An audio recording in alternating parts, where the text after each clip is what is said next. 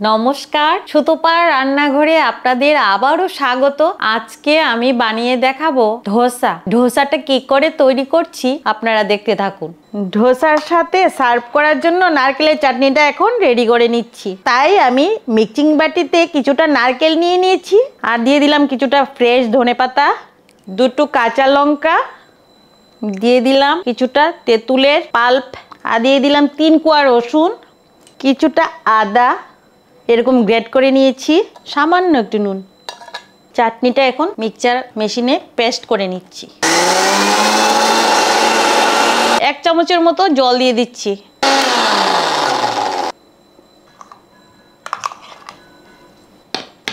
একটু জল দিয়ে আমি নাড়িয়ে এটা বাটিতে নিয়ে নিয়েছি। আমার নারকেলের চাটনিটা রেডি হয়ে গেছে। যার ইচ্ছে হবে চাটনির সাথে কাঁচা লঙ্কা খেতে খেয়ে নেবে। তাই আমি এখানে 2টো কাঁচা লঙ্কা দিয়ে গার্নিশিংও হয়ে গেল, আবার যার ইচ্ছে হবে খেয়ে নেবে। ধোসার পুরটা বানানোর জন্য আমি এখানে 4টি আলু সেদ্ধ করে নিয়েছি। এখন আলুগুলিকে এইভাবে ভেঙে দেব। আলুগুলি আমি চন্দ্রমুখী নিয়েছি, আপনারা এমনি আলু নিতে পারেন। আলুগুলো আমি এইভাবে ভেঙে নিয়েছি। কড়াইটা বসিয়ে দিয়েছি আলুর পুরটা তৈরি করার জন্য।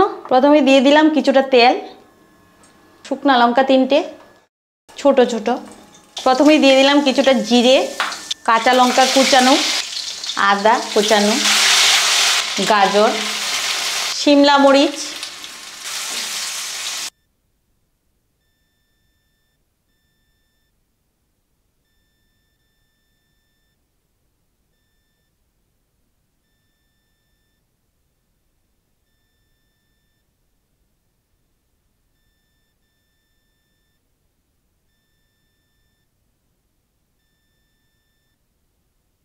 ভাজা মটর দিয়ে দিচ্ছি, 1/2 টিস্পুন জিরা গুঁড়া, দিয়ে দিচ্ছি লাল লঙ্কা গুঁড়ো, ধনে গুঁড়া,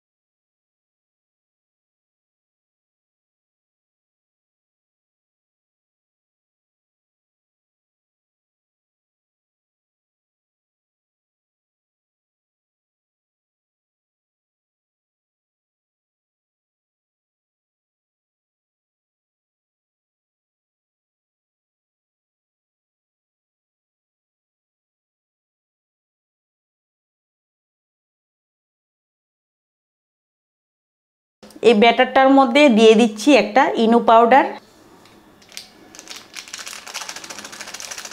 দিয়ে দিচ্ছি আর একটু সামান্য জল, তারপরে আর একটু ভালো করে মিশিয়ে নিচ্ছি। তাওয়াতে দিয়ে দিচ্ছি সামান্য একটু তেল। তাওয়াটা আমার গরম হয়ে গেছে, দিয়ে দিচ্ছি ব্যাটারটা।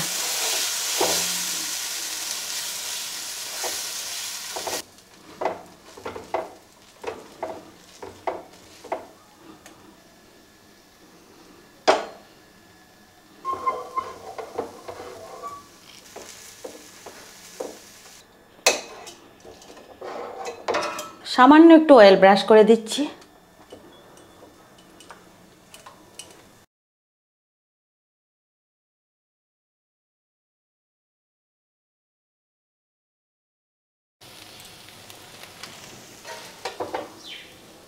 হ্যাঁ, একটা কমপ্লিট হয়ে গেছে। আবার তাওয়াটা একটু মুছে নিচ্ছি আর একটু অয়েল ব্রাশ করে নিচ্ছি।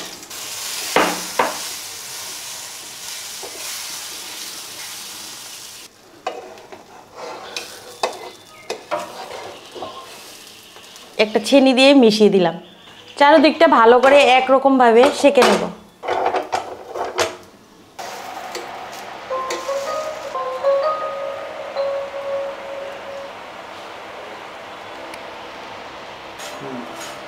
দেখতে পাচ্ছেন কিরকম মুচমুচে হয়েছে, একদম পারফেক্ট হয়েছে।